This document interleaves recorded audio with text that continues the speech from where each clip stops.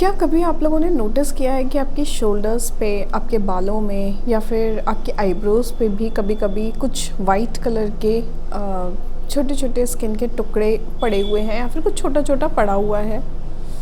हो सकता है वो डैंड्रफ हो। डैंड्रफ जिस वर्ड से हम सभी वाकिफ़ हैं, हम सबको पता है डैंड्रफ क्या होता है।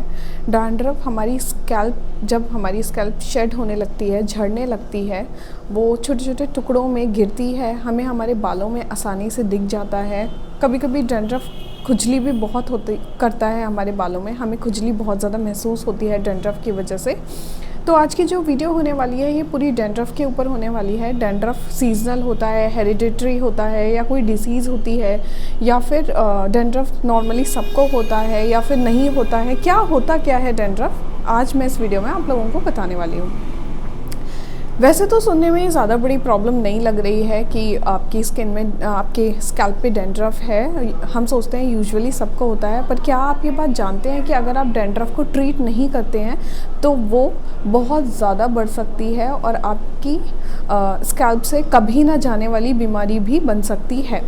कभी कभी डैंड्रफ इतना ज़्यादा बढ़ जाता है कि वो फंगल इन्फेक्शंस को भी कॉज करने लगता है। हमारी स्कैल्प में बहुत ज़्यादा फंगल इन्फेक्शंस भी होने लगते हैं। वैसे तो डैंड्रफ को डायग्नोस करना कोई बहुत बड़ा रॉकेट साइंस नहीं है। आपको स्कैल्प देखने से ही पता चल जाएगा कि आपको डैंड्रफ हुआ है, लेकिन फिर भी डैंड्रफ छोटे मोटे साइंस एंड सिम्टम्स शो करता है, जैसे कि आपकी स्कैल्प जो होगी वो बहुत ज़्यादा इची हो जाएगी, आपको बहुत ज़्यादा खुजली होगी आपकी जो स्कैल्प है। दूसरा जो सिम्टम वो शो करेगा ये होगा कि आपके बाल कभी कभी बहुत ज़्यादा ऑयली हो जाएंगे, जैसे आपने हेयर वॉश किया है और आप अगर इचिंग की जगह पे खुजाएंगे तो आपके नाखूनों में कुछ वाइट सा आएगा, आपको इची डैंड्रफ या फिर ऑयली डैंड्रफ भी हो सकता है। तीसरा जो आता है कि आपकी जो हेयर लाइन है उसमें आपको छोटे छोटे दाने दिखेंगे, और वो जो चीज़ होती है वो बहुत ही ज़्यादा सीवियर कंडीशन में होती है।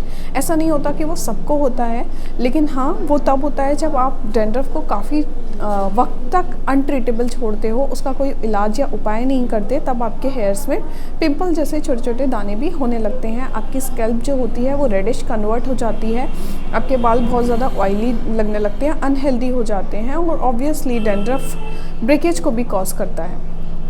तो अगर मैं इसके रिस्क फैक्टर और कॉजेज़ की बात करूं तो सबसे पहला आता है कि अगर आपको बहुत गंदा वाला डैंड्रफ है, गंदा वाला डैंड्रफ इन द सेंस बहुत ज़्यादा स्टिकी और ऑयली काइंड ऑफ डैंड्रफ है, तो हो सकता है आपको वो सिबोरिक डर्मेटाइटिस का एक लक्षण हो, या फिर आपको माइल्ड सिबोरिक डर्मेटाइटिस हो। सिबोरिक डर्मेटाइटिस जो होता है वो हमारी स्किन की स्कैल्प पे या हमारे जो भी ऑयली एरियाज़ होते हैं उस पर इफेक्ट करता है। हमारी स्किन को बहुत ज़्यादा फ्लेकी बना देता है, स्किन को बहुत ज़्यादा झड़ने लगती है। तो अगर आपको ऐसा डैंड्रफ है जो बहुत ज़्यादा ऑयली है और आपको बहुत झड़ रहा है, तो हो सकता है आपको सिबोरिक डर्मेटाइटिस हो।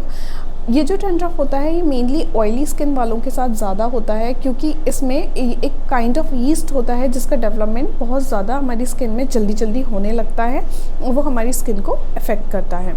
अगर मैं नेक्स्ट पॉइंट की बात करूँ तो वो आता है कॉन्टैक्ट डर्मेटाइटिस। कॉन्टैक्ट डर्मेटाइटिस एक काइंड का इरिटेबल डैंड्रफ आप बोल सकते हो, जो कि किसी एलर्जन या किसी पर्टिकुलर सब्सटेंस के कांटेक्ट में आने के बाद आपको अगर डैंड्रफ हो रहा है या आपकी स्किन डिस्ट्रॉय हो रही है, आपकी स्कैल्प डिस्ट्रॉय हो रही है, तो आप उसे कॉन्टैक्ट डर्मेटाइटिस बोल सकते हैं।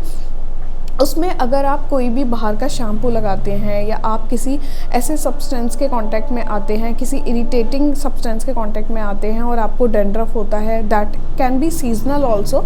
वो सीजनल भी हो सकता है कि पर्टिकुलर इस सीज़न में ही आपको डैंड्रफ ज़्यादा होता है, तो उस काइंड के डैंड्रफ को हम बोलते हैं कॉन्टैक्ट डर्मेटाइटिस। थर्ड पॉइंट जो आता है वो आता है ड्राई स्किन। फॉर एग्जांपल आपकी स्किन बहुत ज़्यादा ड्राई है, तो पर्टिकुलर सीजन्स में जैसे कि विंटर्स में वो और ज़्यादा ड्राई हो जाती है और आपकी जो स्कैल्प है उसको भी वो ड्राई बना लेती है और आपकी स्कैल्प में डैंड्रफ होने लगता है। ये काइंड ऑफ डैंड्रफ जो होता है वो बहुत ही ज़्यादा झड़ने वाला होता है, ऑयली नहीं होता, चिपचिपा नहीं होता, आपकी स्कैल्प चिपचिपी नहीं रहती, रैदर देन आपके बाल बहुत ज़्यादा रफ रहते हैं, बालों में से हमेशा डैंड्रफ झड़ता रहेगा। इस काइंड के डैंड्रफ को आप यूजुअली अपने शोल्डर्स पे आसानी से देख सकते हो, या आपने जो कपड़े पहन रखे हैं उन पे आसानी से देख सकते हो। कभी कभी आईब्रोज पे भी ये विजिबल होता है, तो ये बहुत ज़्यादा झड़ने वाला डैंड्रफ होता है। आप थोड़ा सा बालों में हाथ डालेंगे और आपका ये जो डैंड्रफ है ये झड़ने लगेगा, जो डैंड्रफ ड्राई स्किन की वजह से होता है, क्योंकि ऑल ओवर आपकी स्किन ड्राई है तो आपकी स्कैल्प भी ड्राई ही रहेगी। जो नेक्स्ट पॉइंट आता है वो आता है शैम्पू करने की हैबिट। अगर आपको थोड़ा सा डैंड्रफ है और आप कोई ऐसा शैम्पू यूज़ कर रहे हो जो आपको बिल्कुल भी सूट नहीं करता, या फॉर एग्ज़ाम्पल अगर आप ऑयल भी ऐसा कोई यूज़ कर रहे हो जिसको आपको ऑयल आपको सूट नहीं करता, तो ये आपको डैंड्रफ कॉज कर सकता है बहुत आसानी से। और अगर आपको डैंड्रफ है तो आपको बार बार बाल धोने की ज़रूरत नहीं है, उससे स्किन आपकी बहुत ज़्यादा और ज़्यादा ड्राई होगी। तो अब बात आती है हम डैंड्रफ को ट्रीट कैसे कर सकते हैं। जहाँ तक मैंने देखा है, लोग डैंड्रफ के लिए तब तक डॉक्टर के पास नहीं जाते जब तक वो बहुत ज़्यादा सीवियर नहीं हो जाता। हम डॉक्टर के पास तभी जाते हैं अपने डैंड्रफ को लेके जब वो बहुत ज़्यादा सीवियर हो जाता है और हमें बहुत ज़्यादा दिक्कत करने लगता है। तो अगर आप घर में ही ये चाहते हैं कि कोई शैम्पू या आप कोई ऑयल ऐसा ले लें या फिर कोई सोप ऐसा ले लें जिससे कि आपकी स्कैल्प को बहुत आराम मिले या डैंड्रफ आपका घर में ही ट्रीट हो जाए, तो आप कुछ कंटेंट्स जो हैं उनका ध्यान रखिए। उन पर्टिकुलर कंटेंट्स के जो शैम्पूज़ हैं उनको लीजिए, ताकि आप घर में थोड़ा सा आपका जो शैम्पू है आप जिस पे डेली बेसिस पे हेड वॉश कर रहे हैं या ऑल्टरनेट बेसिस पे हेड वॉश कर रहे हैं, उससे आपका जो डैंड्रफ है वो ठीक हो। जो पहली चीज़ आती है वो होती है सेलेनियम सल्फाइड। आप ट्राई करें कि आप जो भी शैम्पू ले रहे हैं उसमें सेलेनियम सल्फाइड हो या कीटाकोनाजोल हो या फिर तार हो या पायरोथिन जिंक हो। पायरोथिन जिंक जो होता है वो भी बहुत अच्छा होता है हमारे स्कैल्प के लिए, डैंड्रफ के लिए, डैंड्रफ को ट्रीट करता है वो। टी ट्री ऑयल का कोई आप शैम्पू देख सकते हैं। Tea tree oil anti fungal की तरह भी काम करता है, टार भी एंटी फंगल की तरह काम करता है। तो बेसिकली हमको एंटी फंगल शैम्पूज़ पे ज़्यादा ध्यान देना चाहिए।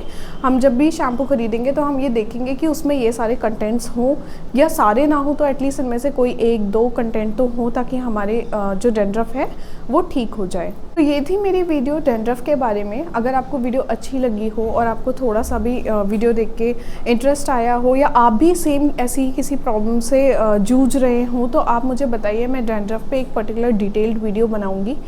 डैंड्रफ जो होता है वो बहुत कभी कभी नॉन ट्रीटेबल हो जाता है, बहुत मुश्किल से ट्रीट होता है।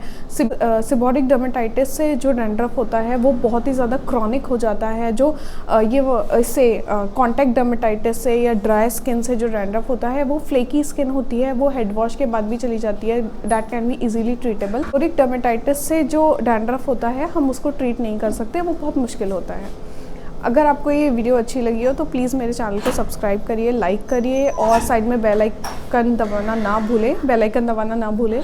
उससे आपको मेरी वीडियोस के नोटिफिकेशन जल्दी आएंगे। एंड कमेंट सेक्शन में मुझे बताइए आप कैसी वीडियोस देखना चाहते हैं, जो भी आपका इंटरेस्ट हो, आप उसके बारे में जानना चाहते हो, या मेरी आज तक की जितनी वीडियोस हैं उनमें से भी अगर पर्टिकुलर किसी वीडियोस के बारे में आप डिटेल्ड वीडियो चाहते हो मेरे से, तो please let me know in the comment section. And till then be safe, stay home, wear mask, and thank you.